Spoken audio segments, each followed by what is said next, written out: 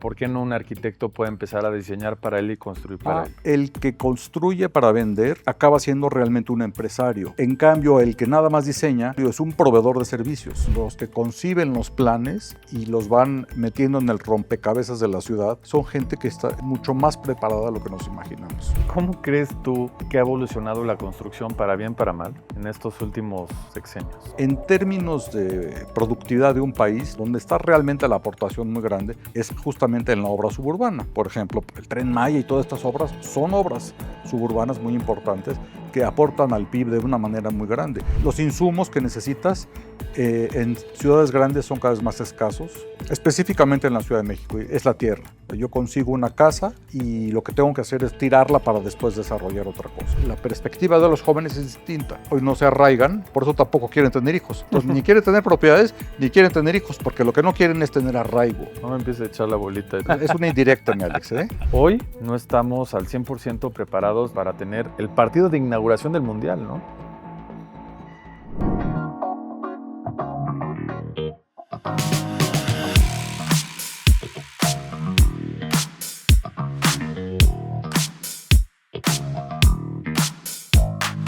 Bienvenidos a un episodio más. Hoy tenemos el gusto y el honor de tener a Wassim Movayed, un gran desarrollador, constructor y contratista. Es libanés y tiene una experiencia que nos va a contar impresionante. Bienvenido, Wassim. Gracias, muchas gracias. Fíjate que cuando estaba pensando en los primeros invitados para este podcast, quise invitar gente que realmente su experiencia no fuera diseño, construyo y vendo, ¿no? O tal vez algo así, o sea, realmente la construcción tiene muchas variables, es lo que yo digo, ha cambiado mucho y sin duda tú has visto muchos de esos cambios, ¿no? Cuando era muy fácil vender, cuando era muy fácil levantar dinero, cuando era muy fácil tal vez la tramitología, todo esto de la gestoría, pero pues hoy, dicho por muchos clientes míos, es un tema que se ha complicado bastante, ¿no? En temas de vecinos, gobierno, trámites, todo ese tema, inclusive el alza de los precios, ¿no? Buscar tierra también ha sido una locura. Digo, antes del COVID, la tierra era muy cara, ¿no? Hoy, pues, ya nos irás diciendo tú un poco de eso, que yo creo que la experiencia que tienes nos va a sorprender. Pero cuéntame un poquito, ¿cómo fue que te metiste en este negocio? Porque eres ingeniero, pero yo he visto cosas que tú haces, inclusive me voy a adelantar un poquito, hicieron un desarrollo ahí en la Roma donde tenían una casa catalogada, ¿no? Y la construcción, tuvieron que flotar la casa, ¿no? Sí. Ese tipo de cosas. A ver, platícanos un poquito, ¿cómo empezaste en esto? Bueno, yo soy ingeniero civil. El ingeniero civil normalmente se le asocia más con obra suburbana, puentes, carreteras, aeropuertos, presas, que con obra urbana. La obra urbana, la obra de edificación, es construcción al fin del día, pero no es lo que clásicamente hace o típicamente hace un ingeniero civil. Claro, hay ingenieros civiles que construyen en la ciudad y entonces edifican. Hacen casas, hacen edificios, a veces centros comerciales e incluso naves industriales, por ejemplo. Entonces, ese tipo de construcción es a la que yo me he dedicado, a la construcción urbana. Ahora, ¿cómo se pasa a eso? Bueno, no hay un paso. Yo realmente así empecé a ejercer mi profesión de ingeniería civil. Lo mismo, la ingeniería civil, independientemente de que si te dedicas a la construcción, tienes estas, por lo menos dos grandes vertientes. Si no te dedicaras a eso, hay una gran cantidad de especialidades en la ingeniería estructural, la geotecnia, la hidrología, la hidráulica, en fin, es muy amplia la ingeniería civil. Entonces yo escogí la construcción y de la construcción específicamente a la construcción urbana y es a lo que me he dedicado siempre. Entonces, en realidad, la transición de la que tú hablas, que es la que mucha gente la adopta y aparte para otros es una aspiración, es cuando pasas de ser un contratista a ser un desarrollador. Ese como que es la evolución del contratista. Es decir, cuando tú dejas de trabajarle a otro y te trabajas a ti mismo. Entonces fabricas algo para venderlo. Es así como la realización del constructor. En el caso de la arquitectura hay todavía un paso anterior y eso también se nota en ellos. Empiezan diseñando, una vez que ya trascienden esa parte, se ponen a construir, porque pues finalmente es algo más lucrativo y tiene otro tipo de gratificaciones, y después de diseñar y luego construir, pasan a al tercer eslabón, que es desarrollar. Entonces es como el camino natural para llegar a ser un desarrollador. ¿Por qué tendrías, o sea, que seguir ese camino natural? O sea, ¿por qué no un arquitecto puede empezar a diseñar para él y construir para él? Ahí es otro punto muy importante, porque a fin de cuentas, el que construye para vender acaba siendo realmente un empresario. Claro. En cambio, el que nada más diseña no es realmente un empresario, es un proveedor de servicios. Claro. Es como si tú dijeras, oye, yo soy un médico y mi evolución que sigue es tener un hospital. Bueno, tener un hospital, podrías no ser médico y ser un empresario de la salud. Esto es lo mismo. Tú puedes ser un desarrollador. Hay magníficos desarrolladores que no son arquitectos ni ingenieros, son abogados o son contadores públicos. Pero lo que tienen, el ingrediente que requiere un desarrollador, es que tiene que tener en la sangre el espíritu del negocio. Eso es lo más importante. El Mazare, diría el tío. Exactamente, algo así. Sí, sí, sí. ¿Cómo crees tú que ha evolucionado la construcción para bien, para mal, en estos últimos sexenios?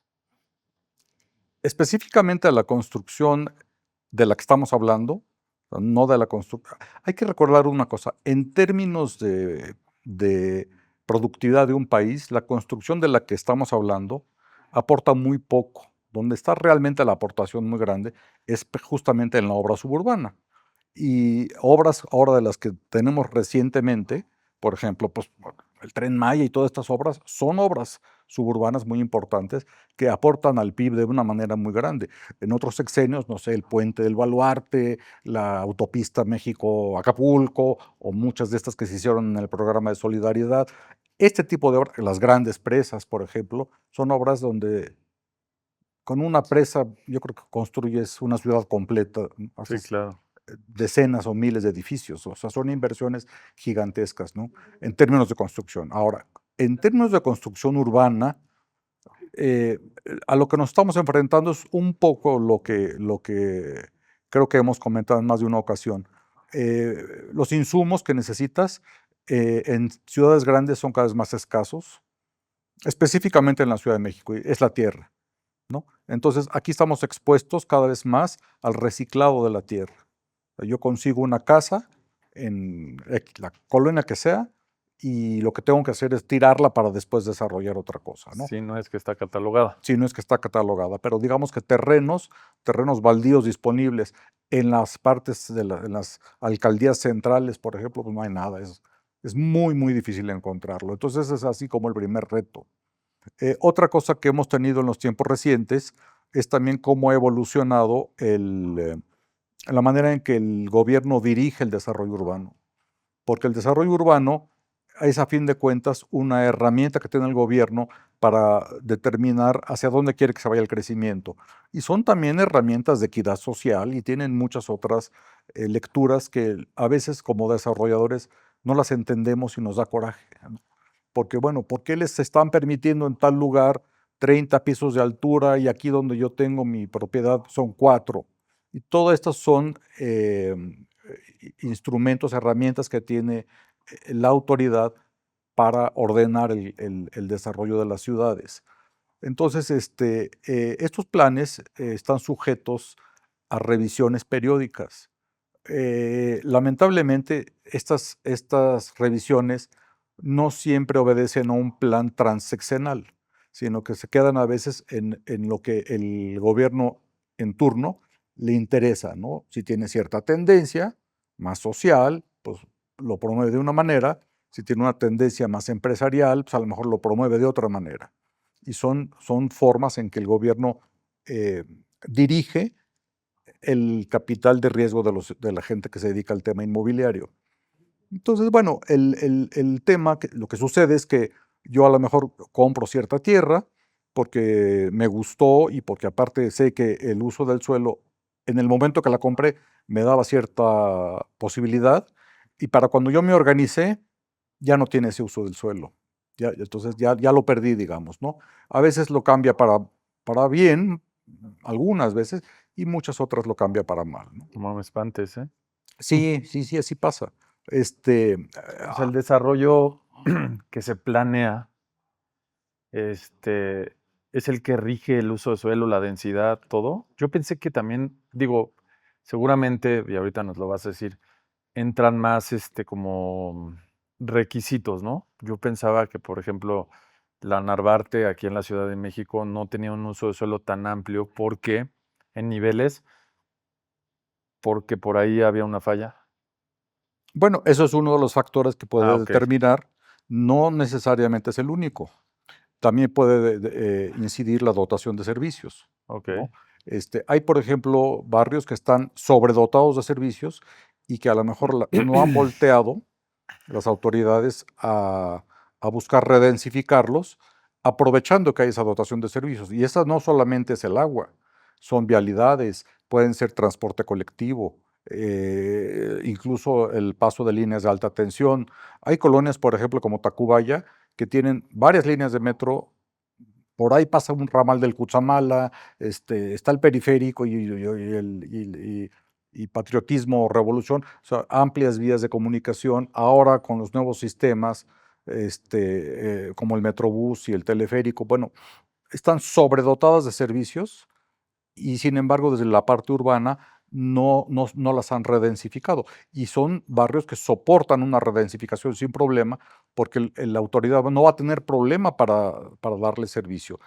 Fíjate que justamente en un episodio estaba platicando yo de la comunidad de desarrolladores y qué tipo de fuerza tienen ellos con el gobierno para trabajar en conjunto.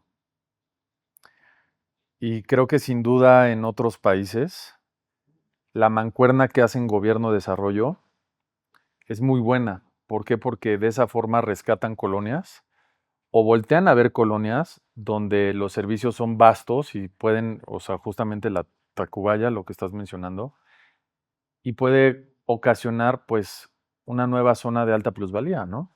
O de alto negocio o de altas cosas, ¿no? O sea, a eso te refieres con que es un lugar donde Sí, cambiar el uso del suelo puede ser o mejorarlo para que haya pues más desarrollo, ¿no? Siento que en México, ya me dirás tú tu perspectiva, nos hace falta mucho eso, o sea, saber trabajar de la mano, primero con una comunidad fuerte de desarrolladores, que no existe, y después que esa comunidad o esos líderes de esa comunidad trabajen directamente con el gobierno. ¿Para qué? Pues para redensificar las zonas que pueden ser buenas zonas para construir, vale la redundancia, ¿no? sí, mira, en realidad sí existe, pero es lo que decía yo hace rato. El gobierno que está en turno puede determinar a través de este tipo de políticas frenar o promover el desarrollo.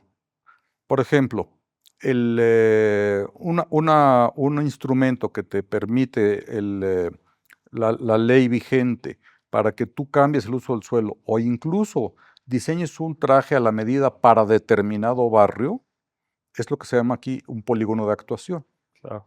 Los polígonos de actuación pues, es un recurso eh, que el problema, por lo que muchas veces los gobiernos, el gobierno local lo llega a limitar, es por el abuso que hace el desarrollador de esa herramienta.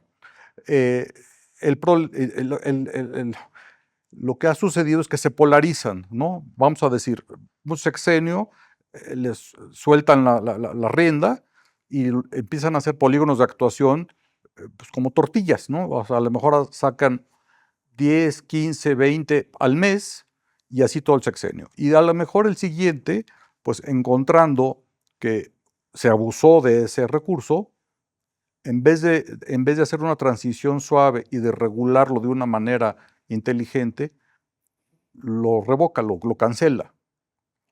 Y entonces hemos tenido que, a lo mejor, si en un sexenio salieron en el sexenio 500 polígonos o 600 polígonos, en el siguiente todos salieron 8. Entonces, ese tipo de cosas, pues, mandan una muy mala señal, no solamente al desarrollador, que es el que primero lo sufre, sino en general a la gente, al consumidor, porque se dan cuenta que pues, deja de haber oferta, el mercado inmobiliario se empieza a retraer, decae y hay otras cosas, otros temas macroeconómicos que inciden. Sin embargo, recuerda, Alex, por ejemplo, casos como pues, toda la zona industrial de Azcapotzalco, que ahora es un hervidero de edificios. O el famoso Nuevo Polanco. La Nueva Granada, por ejemplo, Nueva Granada. que también era una zona medio industrial. No es solamente una persona, sabemos que hubo un detonador de todo esto, pero ahora son muchos desarrolladores que están ahí, que están disfrutando de ese reciclaje urbano que tuvo la Nueva Granada, pero alguien originalmente pues, tuvo que promover un algo en el gobierno central. Y ese algo tuvo que ver con redefinir el uso de todo el barrio y no solamente redefinirlo, sino que a través de redefinirlo, proponer medidas de mitigación para temas de, ¿cómo se llama?, de acceso, de salida, de servicios. Y aparte hay un tema, al fin de cuentas, también estético, porque tú tienes que tener un cierto perfil urbano, que se vea bonito, que guarde cierta proporción o cierto uso coherente, ¿no? Yo no quiero tener una zona residencial de muy alto nivel frente a atrapada en medio de 2 centros comerciales. Ese tipo de cosas, pues se cuidan a través de estos planes maestros. Y existen. No sabía que existían. Y, por ejemplo, como desarrollador, ¿tú tienes acceso a esos planes? Todo, absolutamente. Tienes acceso al recurso.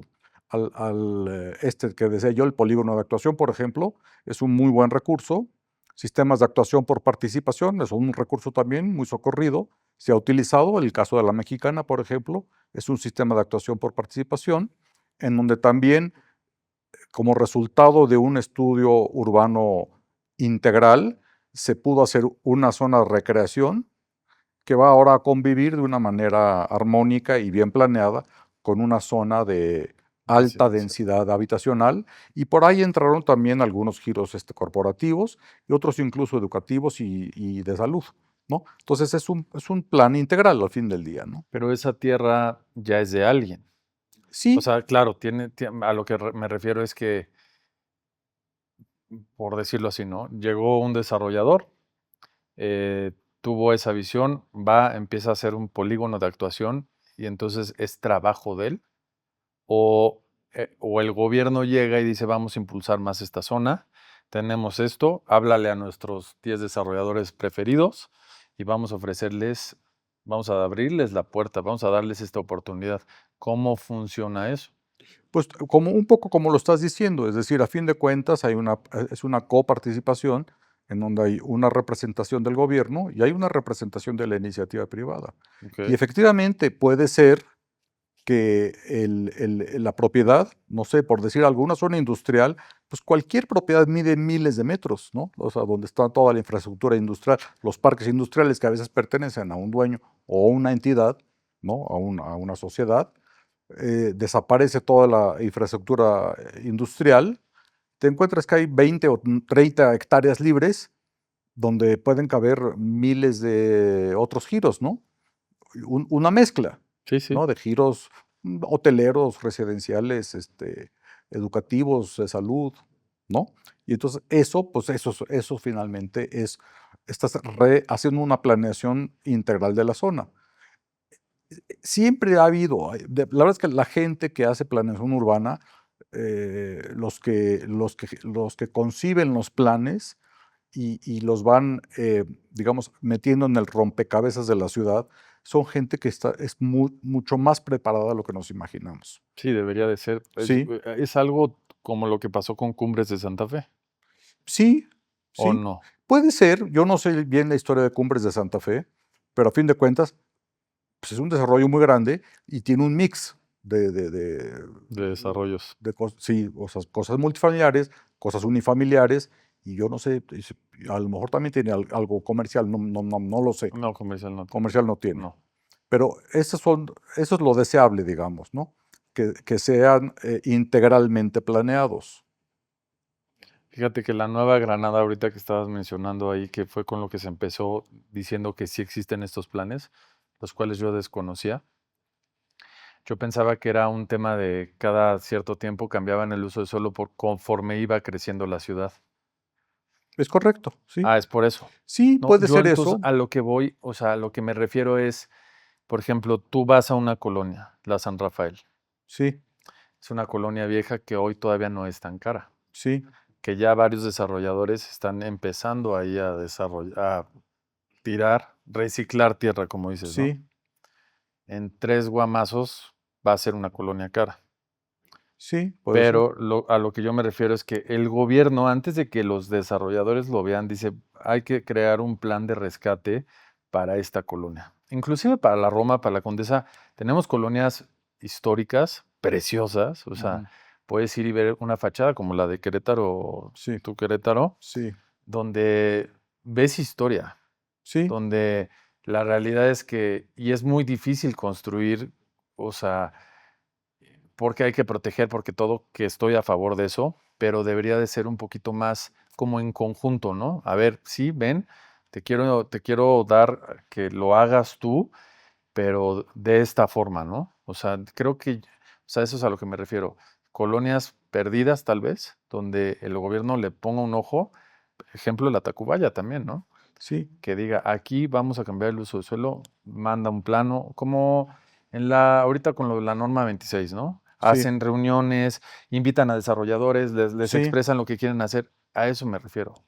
Sí, mira, sí lo hacen y, por ejemplo, ahora que has mencionado ya 2 o 3 veces este desarrollo que hicimos ahí en la calle Querétaro, bueno, el gobierno te dice: "Mira, esta casa está catalogada Ujú, y tienes que respetarla bajo ciertas reglas. ujú, No es que sea intocable, ¿no?". La regla clásica es: dejas la fachada y hasta una crujía, ¿no? O sea, un entreeje hacia atrás, eso lo respetas. Y no le puedes construir arriba, hay una serie de reglas, ¿no? Las tienes que cumplir. Y el gobierno te dice: "Tú cumple con eso y yo te voy a compensar si lo haces". Y tiene incentivos.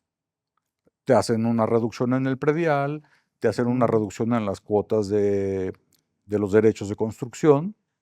O sea, sí tiene unos incentivos, o sea, te agradecen que hagas el esfuerzo, porque, por ejemplo, nosotros para esa casa, para rescatarla, pues tuvimos que hacer una inversión. muy fuerte. Una inversión muy fuerte que no lo teníamos en el modelo financiero de ese desarrollo.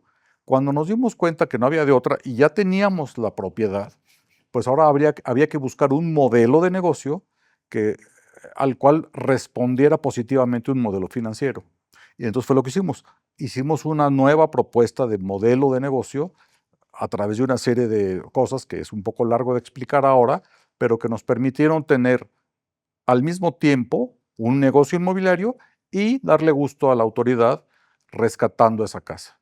Entonces, bueno, pues a fin de cuentas, si hay un respeto mutuo, porque nosotros en el transcurso de la negociación con la autoridad para hacer ese desarrollo, nos enteramos que 5 desarrolladores anteriores que se fueron vendiendo de uno al otro esa casa, trataron de hacer, pues, porquerías, ¿no? Trataron de hacer cosas indebidas, provocar que la casa se colapsara, le hicieron una serie de cosas, en fin, cosas indebidas. Cuando nosotros, Eso no se dice aquí. sí, pero cuando nosotros le hicimos a la autoridad la oferta de rescatarla y que al mismo tiempo que la rescatábamos, nuestra fórmula dejaba dinero, pues eso es lo que hay que buscar, y no irse por la vía fácil, ¿no? Eh, Reconozco que no siempre es sencillo, requiere a veces un poco de mayor inversión, pero también hay que tener en cuenta que hablando concretamente de lugares catalogados, como puede ser la San Rafael, en la Tacubaya misma lo hay, y lo va a haber en la Doctores y en todas estas Sí, sí, en colonias, muchos. son lugares codiciados por los clientes. La gente, por ejemplo, nosotros en ese desarrollo, pues todos los departamentos tuvieron un precio X y el que quedó dentro de la casa catalogada era el más caro, ¿no? Y es el que quedó dentro de una construcción que tenía 100 años de antigüedad, ¿no? Y se vendieron muy bien todos, ¿no? Sí, se vendieron muy bien. Sí, sí, sí. ¿Qué piensas tú que hace falta en el desarrollo hoy en día? Sí, mira, también lo puedes abordar desde varias perspectivas. Sí. Yo enfatizo mucho la que tiene que ver con los trámites, porque sí se ha vuelto complicada. Pese a que toda la metodología que se implementó ya tiene muchos años, a lo mejor más de 20, para pasar, hubo una transición de lo que se llamaba antes licencia de construcción, para llegar ahorita a lo que se llama manifestación de construcción, y el intermedio se llamó licencia automática de construcción. O sea, buscando que, pues justamente que tu permiso saliera rápido. No se ha podido perfeccionar por diferentes razones. O sea, eso sí lo podemos también, no me gusta este foro para tratarlo, pero por diferentes razones no ha sido tan automática esta licencia o esta manifestación. No se ha logrado. Pero el problema tiene dos lados. El que nos encanta a todos achacarle a la autoridad, pero también el que tiene que ver con el usuario.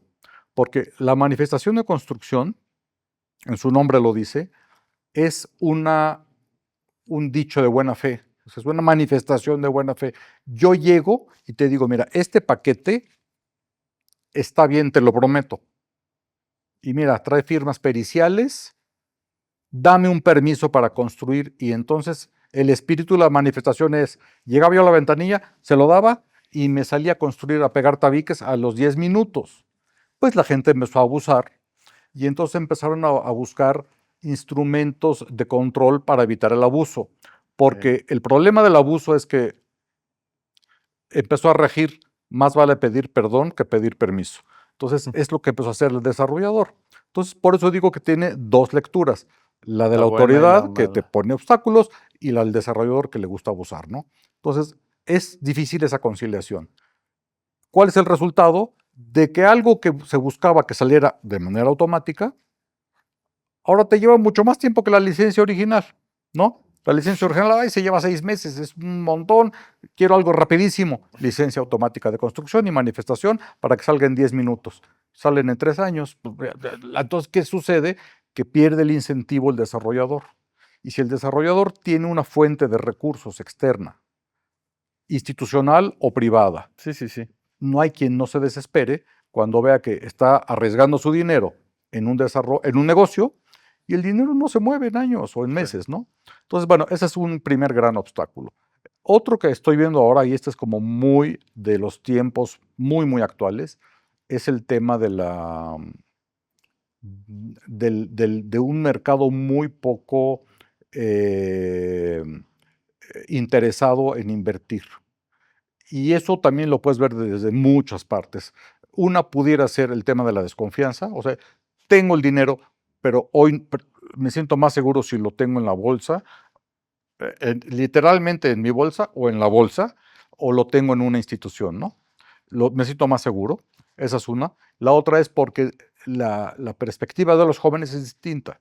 O sea, los jóvenes hoy no se arraigan, por diferentes razones también, y entonces si algo los arraiga a un lugar, es una propiedad.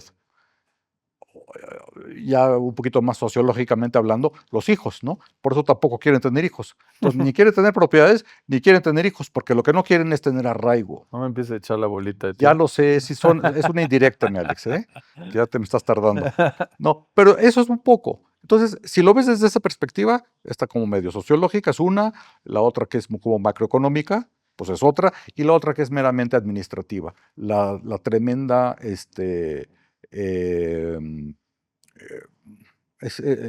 la odisea para conseguir un permiso, Sí. ¿no? Que desespera realmente a los mismos desarrolladores. Entonces, vale, pues eso es como yo lo veo, lo que está sucediendo en los tiempos actuales. Lo que mencionaste de esta cosa de que cambian mucho los precios, curiosamente nunca ha sido un problema para desarrollar, porque incluso en las épocas de la hiperinflación, que era cuando yo empezaba, esas épocas de Miguel de la Madrid, por ejemplo, de esas famosas inflaciones del 150%, increíblemente se manejaban, porque había como una, pues no sé, como que se reescribía todo, ¿no? Entonces, así como yo ganaba 10 pesos y ya mañana ganaba 15, hoy es un 50% más, pues así está, ni modo. Así de esa misma forma, todo se reetiquetaba. Ahí estaba de moda esa palabra. Oye, hoy es lunes, todo se reetiqueta. En una tienda departamental, en el supermercado o en la verdulería de la esquina. Todo se reetiquetaba los lunes ya de manera inercial. Pues ¿por qué no se iban a reetiquetar las propiedades? Lo que valía 100,000 ahora ya vale 120, el siguiente lunes 140. Y así. Entonces, esa como liabilidad o esa agilidad para reetiquetar respondía a la hiperinflación y las cosas seguían caminando. Curiosamente, yo siento, no sé si ahora a la distancia lo estoy atenuando un poco, pero yo siento que era más manejable eso que lo de ahorita, por ejemplo. 100%. Sí. O sea, como me lo dices, pues no puedes hacer nada si necesitas una camisa y hoy está más cara, ¿no? La Sí, necesitas. sí, exacto. O sea, el tema, y yo siempre que platico con algunos clientes de que, oye, va a subir el precio del porcelanato, lo que sea, ¿no? Ya sabemos que es algo que se necesita. O sea, Ujú. hay mucha gente que sí dice, bueno, mi obra necesita esto, échame, te doy un anticipo, congélame precio. O sea, vienen muchas negociaciones. Pero yo sí estoy de acuerdo contigo en que efectivamente las generaciones ya no les gusta estar plantados en un lugar. No les gusta. También yo creo que depende mucho de que, digo, el sexenio pasado la construcción disminuyó y tú me lo puedes confirmar, ¿no? Muchísimo. Eso que pues, ahorita hay un déficit de vivienda, es lo que dicen, ¿no?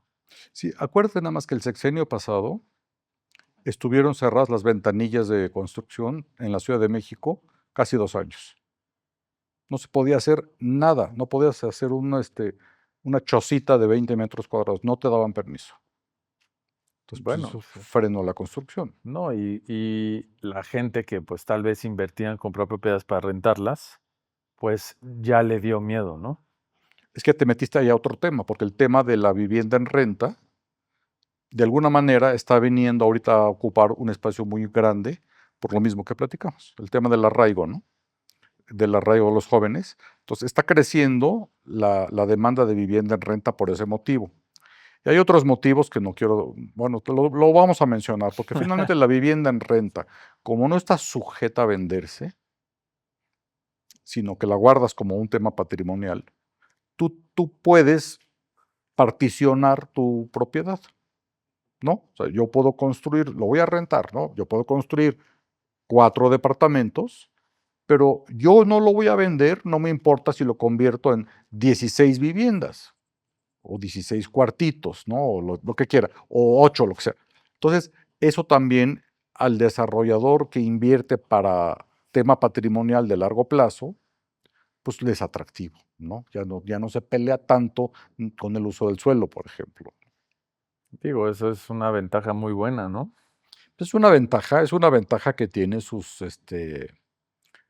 inconvenientes, porque al fin del día estás haciendo algo que no se debe, pero es algo que ahora finalmente también el gobierno está tratando de regular, porque estos esquemas de co-living o de vivienda de corta estancia, pues así funcionan. Pero digo, eso como yo lo veo desde un tema de perspectiva de proveedor y que platico con muchos desarrolladores, grandes, medianos y pequeños, está explotando la vivienda de 30 metros cuadrados, Sí, 40 metros sí, cuadrados. O sea, la realidad es que yo sigo aferrado en que, qué bueno que existan esos planes que tú ahorita me das luz certera de que sí existen el trabajo entre un desarrollador y el gobierno, pero finalmente hoy no estamos al 100% preparados, ni siquiera tal vez a un 30 o 40% preparados para tener el partido de inauguración del Mundial, ¿no? O sea, hay cosas, oye, el próximo año, ya nos enteramos en 3 años, el año pasado, que México o sea, nuestro estadio va a ser el partido inaugural de la Copa del Mundo.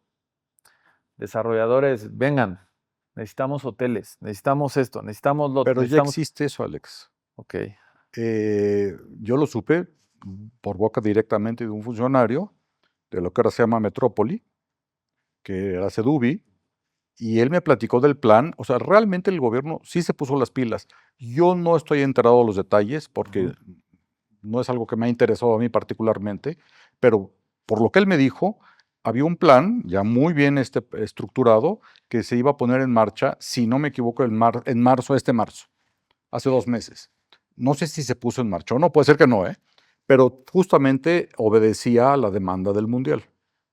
¿Y tú crees que es tiempo perfecto para No, empezar? pues está muy apretado. Está muy apretado, obviamente. Y yo considero que México es un destino increíble, cabrón. O sea, hoy te vas a las colonias, a la Roma Sur, Roma Norte, Condesa, Santa María la Ribera, Reforma, inclusive Polanco, y ves muchos extranjeros, Sí. ¿no? O sea, el tema de la renta efectivamente sí está creciendo bastante. Es lo que yo quiero que tú me acentúes. O sea, cómo esa evolución en la construcción, pues ha sido buena, porque yo veo que los desarrollos de depas chiquitos se venden en friega ahorita. Bueno, eso también yo creo que otra vez, yo creo que tiene 2 explicaciones así como muy rápidas. Una, un tema económico, Sí, ¿no? no te espanta el precio, ¿no? Exacto. Pero la otra, ¿qué piensas tú que te arraiga más a un lugar? ¿Un departamento de 30 o un departamento de 200? Pues te arraiga mucho más el de 200. Claro. El de 200 te embarcaste mucho tiempo en un crédito de muy largo plazo, compraste unos muebles así hermosísimos como estos, te costaron un dineral, no tienes a dónde llevarlos. Luego te encuentras gente que te dice: "Oye, estoy vendiendo la casa, pero ¿sabes qué? Te tengo que dejar el comedor". Porque lo hice exclusivamente Exactamente. para aquí, ¿no? Oye, es que a mí no me interesa, es que así, ese tipo de cosas, ¿no? Entonces, por eso proliferan, yo creo, esas 2 razones. Poco arraigo y poco dinero. Digo, la realidad es que el usuario que compra por recurso, creo yo, no los conozco, que cuando ya llega a ocupar el departamento dice está muy chiquito, o sea, Sí, estuvo muy caro, ¿no? sí, O sea, digo, está bien que lo hagan de esa forma porque la Roma se está convirtiendo en una colonia muy bonita, hay edificios, o sea, hay arquitectura muy padre, ¿no? sí. Y eso, pues obviamente da ciudad.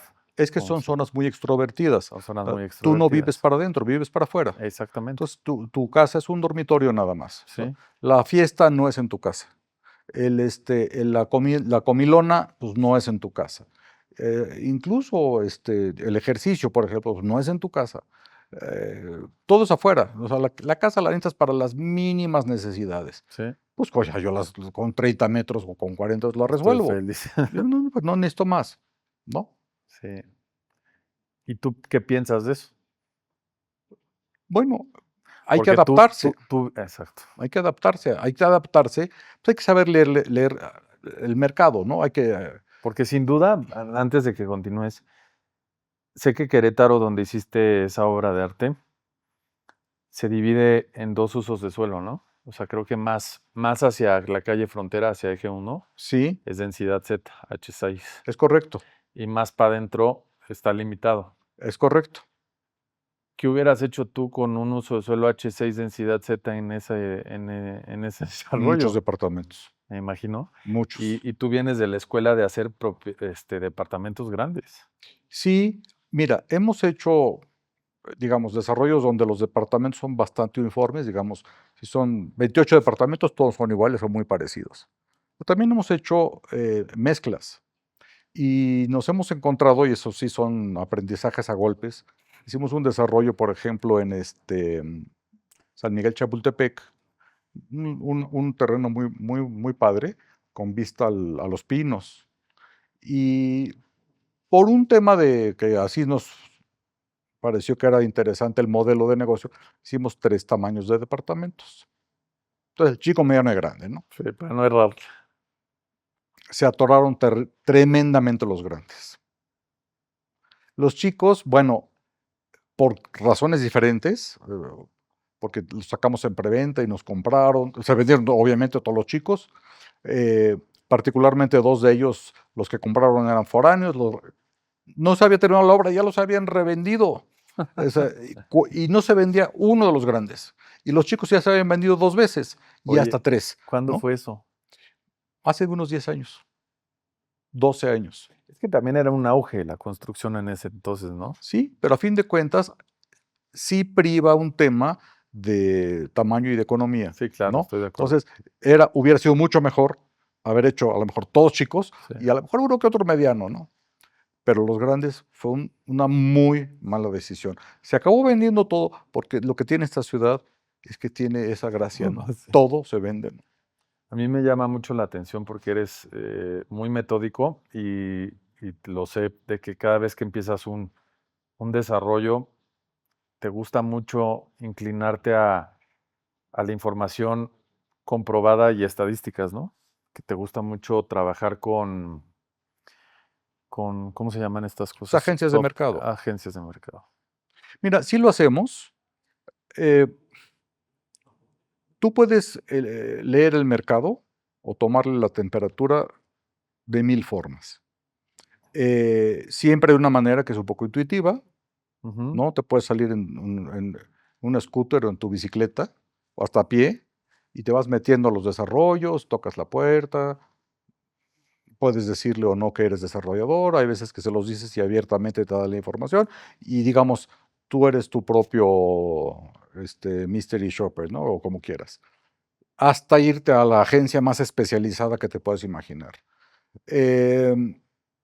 Lo que no puedes es no hacer nada, porque hay mucha gente que se vale de su intuición y cree que sí, que tiene la razón. Entonces, hazlo como quieras, pero accede a tomarle la temperatura del mercado. Eso es importantísimo. Y una vez que el mercado te mande esa información, entonces hacer un modelo de negocios y de inmediato hacer un modelo financiero asociado a ese modelo de negocios. Eso hay que hacerlo sí o sí. El modelo de negocio que tú me has enseñado, ¿ese dónde aprendiste a armarlo? Bueno, a ver. O sea, ¿cómo fue que llegaste a esa tabla que me encanta siempre que me enseñas? Bueno, ese ya es el modelo financiero. El modelo financiero. No sé, hay muchas cosas las aprendí en el camino, y a veces ni me acuerdo cómo. Por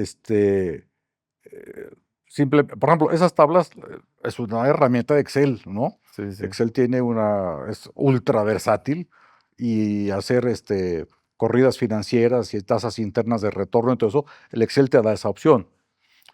Pero yo cuando estudié no existía el Excel, no existían las PCs. Entonces, ¿cómo lo aprendí? Pues un poquito intuitivo, un poquito sobre la marcha, he tomado cursos. Ya más o menos los que nos escuchan se están dando cuenta de tu edad. Sí, nosotros, por ejemplo, yo cuando estaba en la universidad programábamos con tarjetas perforadas, pero la evolución era muy, muy rápida. Sí. Entonces, muy pronto tuvimos ya terminales remotas, muy pronto, y casi estaba yo todavía con bermudas y con shorts y con gorrito, y ya estaba saliendo las PCs. O sea, apenas saliendo de la universidad, ya estaban saliendo las PCs, unas PCs así gordotas, así muy, muy masivas, monocromáticas. Evolucionó muy rápido, muy, muy rápido. El caso es ponerte las pilas y rápidamente hacerlo. Entonces, y siempre hay recursos externos. Por ejemplo, el tema de planeación de negocios inmobiliarios, yo lo estudié en un diplomado en el Tecnológico de Monterrey, y otro en la UNAM. Son diplomados muy, muy, muy bien estructurados, muy completos. Actualizados. Muy actualizados. Y te enseñan todo eso. O si no te enseñan, refuerzas lo que ya sabes. Entonces, hay que hacerlo, te tienes que actualizar. Pero bueno, tú hablas de si eres estructurado o no para hacer un desarrollo, pues tienes que hacerlo, porque en el papel simula lo que quieras, ¿no? Y minimizas el riesgo. Y a pesar de todo, hacemos un estudio de riesgo y un estudio de mitigación de riesgos. Entonces, ya cuando tienes todo ese panorama, Caray, hombre, creo que debes minimizar con bastante certeza la posibilidad de perder. Bueno, más que ya lo estás viendo ahí, ¿no? Que sí Sí, puede haber una pérdida. el mercado inmobiliario es súper noble, ¿eh? Es súper noble. Y en realidad, digo, si le haces las cosas razonablemente bien hechas y que se parezcan un poco a la oferta del barrio, pues casi tienes las de ganar, ¿no? ¿Cuál sería tu talón de Aquiles en la construcción? En la construcción específicamente Bueno, o sea, en el negocio o en y el en el negocio negocio inmobiliario. inmobiliario. Bueno, uno es el que dije hace rato, ¿Sí? el de los trámites. Sí, Y la otra es justamente en el tema de la comercialización. Nosotros sí comercializamos, no es nuestro fuerte. ok.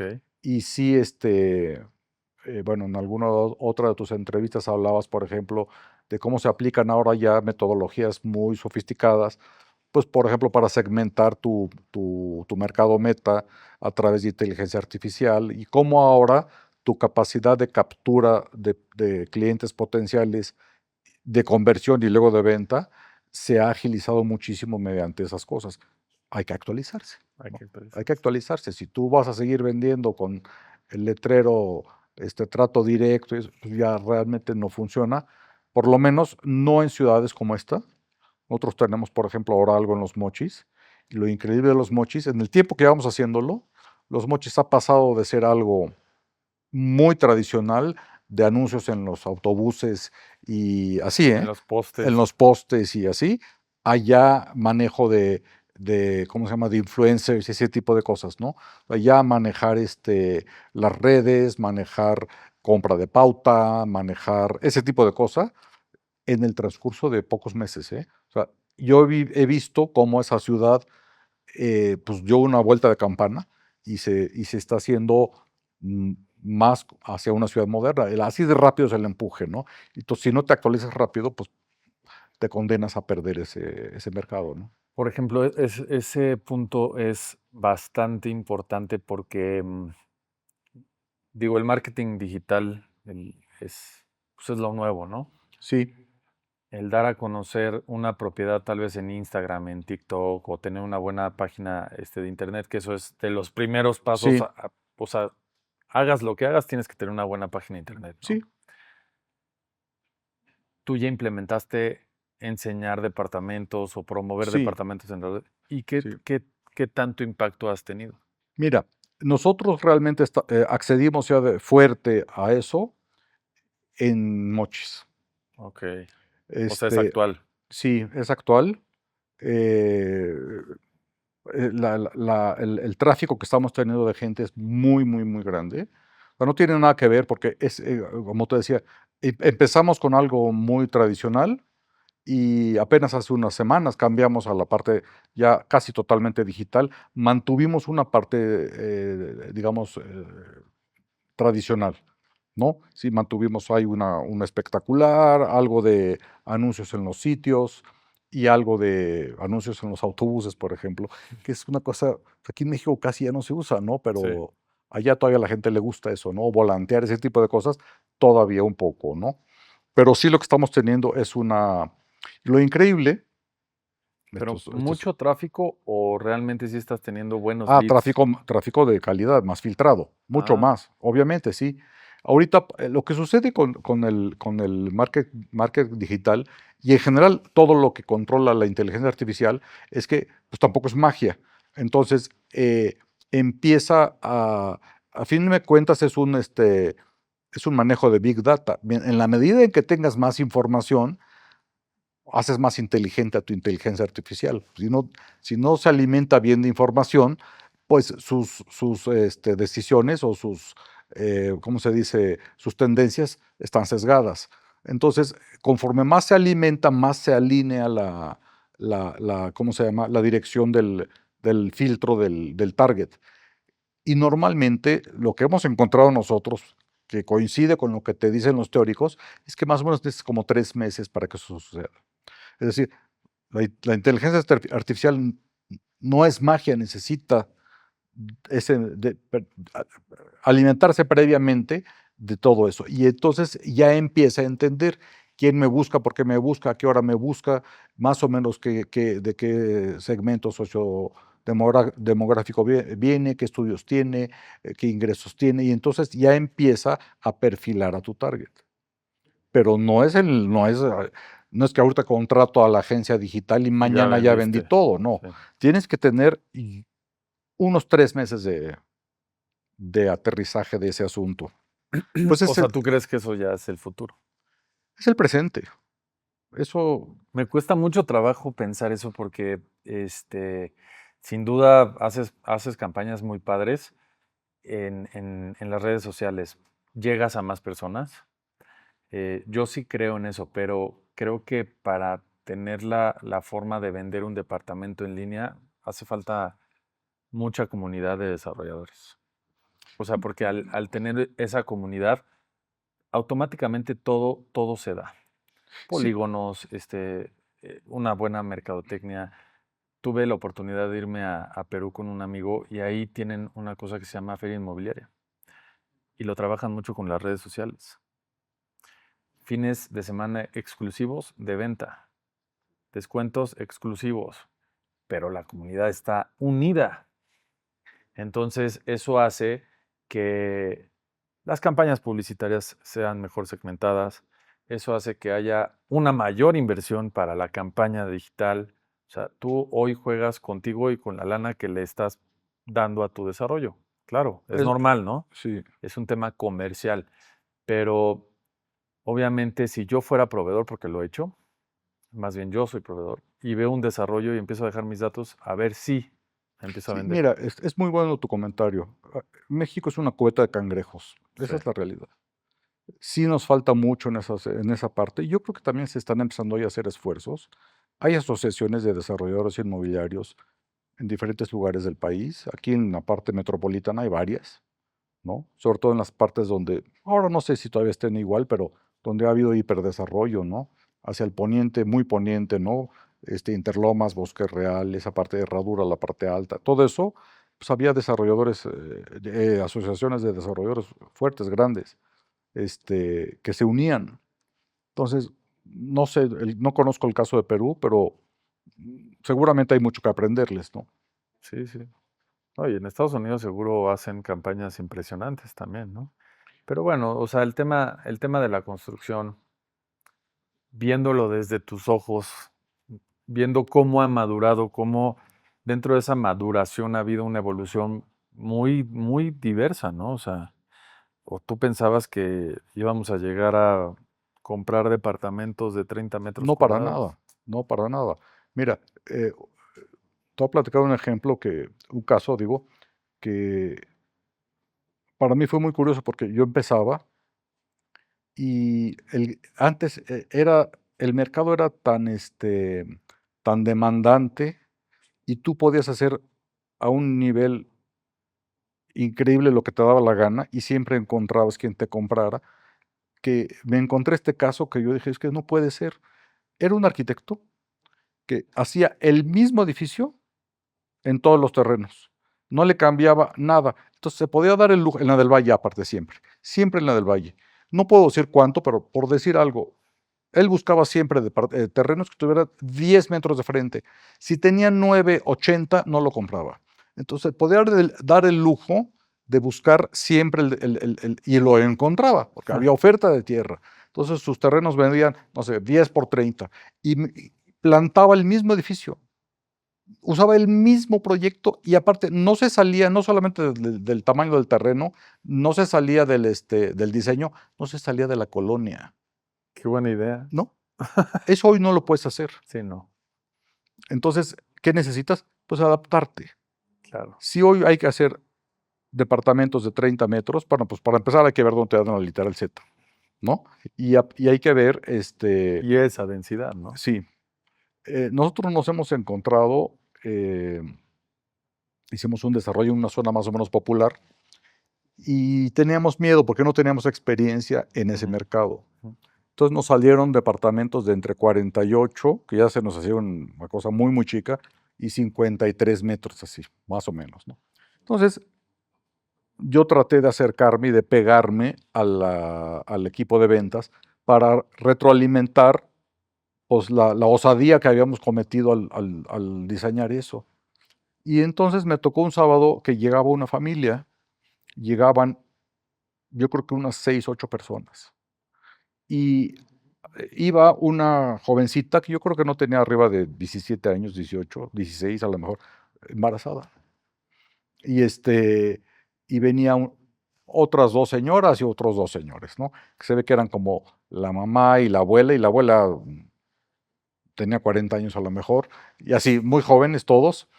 Y cuando ve el departamento, hace así, quién sabe cómo la chica embarazada, dice, mire mamá, le hablaba de usted, ¿no? Mire mamá, está mucho más grande que donde estamos ahorita. No inventes. Ay, sí, yo respiré. ¿Qué dijiste? Vendido. Sí compraron, ¿eh? ¿Ah, Sí, sí? sí compraron, porque así es el mercado. O sea, finalmente ese lugar demandaba eso y había quien lo comprara. Entonces, a lo mejor una muy buena recomendación es que cuando tú planees un desarrollo inmobiliario, lo planees para tu cliente, no para ti. O sea, no te imagines a ti mismo viviendo ahí nunca. Es un gran error, que puede ser para bien o para mal, ¿eh? O sea, imagínate un desarrollo que está exageradamente lujoso y a lo mejor yo no he tenido contacto con ese tipo de desarrollos y me quedo muy corto. O al revés, como este que acabo de decir, que estaba ya por el eje 3, el troncoso, en donde ponerle un foco de más ya te empezaba a llevar a pérdida, ¿no?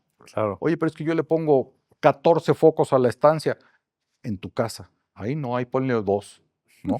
Entonces tienes que pensar, pues, en tu comprador. Sí. Eso es una regla muy simple, pero lamentablemente, fácilmente la perdemos de vista. Podríamos seguir así horas, mi querido tío, Sí, ya pero sé, hombre. me gustaría un consejo para los nuevos arquitectos, nuevos constructores, ¿Desarrolladores o nuevos para des- constructores? No, pues se ha perdido también mucho la definición de esa palabra, Sí, ¿no? se ha La perdido. verdad, o sea, porque yo sé que el desarrollador es el que planifica el negocio y el constructor es el que o sea, lo construye, valga la redundancia, ¿no? Bueno, yo les recomendaría algo. Contrariamente a lo que dicen muchos de, oye, apúntale ahí al cielo para que le atine. No, yo les recomendaría que pensaran en chico. Minimizan el riesgo, pero además es mucho más fácil en lo que adquieren la sensibilidad de todos los pasos que implica. Eso puede ser motivo de una plática muy larga. Sí, los pasos que implica planear un negocio, Próximo ¿no? episodio. Sí, pero hay que entenderlos bien, ¿no? Eh, yo tengo mucho tiempo que para ilustrarle esto tanto a los clientes mismos o a los inversionistas o a quienes quieren iniciar como desarrollos inmobiliarios, he hecho pues, gráficas, diagramas de flujo, ese tipo de cosas, para que ubiquen todas las especialidades que hay que atender para integralmente planear un negocio, desde que se concibe la sociedad propietaria hasta que se liquida la sociedad propietaria, todo lo que pasa en medio, ¿no? En temas legales, jurídicos, administrativos, de comercialización, técnicos, todos, ¿no? Cómo se interrelacionan y cómo deben de caminar. Entonces, no es tan sencillo, es un negocio complejo, es bastante complejo. Hay muchas industrias que pueden ser más grandes, que son más sencillas, porque manejan 2 o 3 variables nada más. Aquí manejas decenas de variables. Entonces, hacer cosas chicas. La segunda cosa que recomendaría es que hacer cosas que se vayan como mantequilla, no hacer cosas heroicas con respecto a lo que manda la autoridad. O sea, ay, no importa, mira, aquí todo se puede en este país, o mira, hago un polígono, hago un cambio de uso del suelo. No. Haz lo que directamente se pueda hacer. Y después, ya ahora sí, en todo el proceso, pues controlar procesos. Controlar procesos y cuidar todos los costos, ¿no? Considerando que en un desarrollo inmobiliario, entre el 40 y el 50, digamos 45% de lo que te generan las ventas, se lo dedicas a la construcción. Si tú no vigilas la inversión en los tabiques, se te puede ir la utilidad. Entonces, ahí se va la mitad de lo que ganas, se lo tienes que dar al constructor para que te desarrolle el edificio o las casas o lo que sea. Contrólalo, porque eso puede ser la diferencia entre ganar y perder. Definitivamente, concuerdo contigo, mi querido Wasim. Pues muchas gracias por esta gran entrevista. Nos dejaste con el ojo cuadrado. No me digas eso, hombre. Y lleno de asombro. Ay, qué bueno, qué padre. Con mucha experiencia. Muchas gracias, de verdad. No, al contrario. Y esperemos, pues, tenerte en otro episodio, pues, porque yo creo que te quedaste con muchas cosas. Pues sí, no me dejas hablar. Perdóname, perdóname. No, con mucho gusto y me encanta. A mí me encanta compartir lo que sé. Me gusta mucho transmitir mis experiencias. No me gusta ser egoísta con eso y guardármelas. Qué padre que pueda ayudar de alguna forma a la gente que está empezando con esto. Muchas gracias. Con mucho gusto. Necesitamos otro episodio para que nos platiques de la casa que volaste en la Hoy Roma. sí, les puedo platicar eso y generalmente es muy interesante. Se los puedo platicar con mucho gusto, claro que sí. Muchas gracias. Con mucho gusto.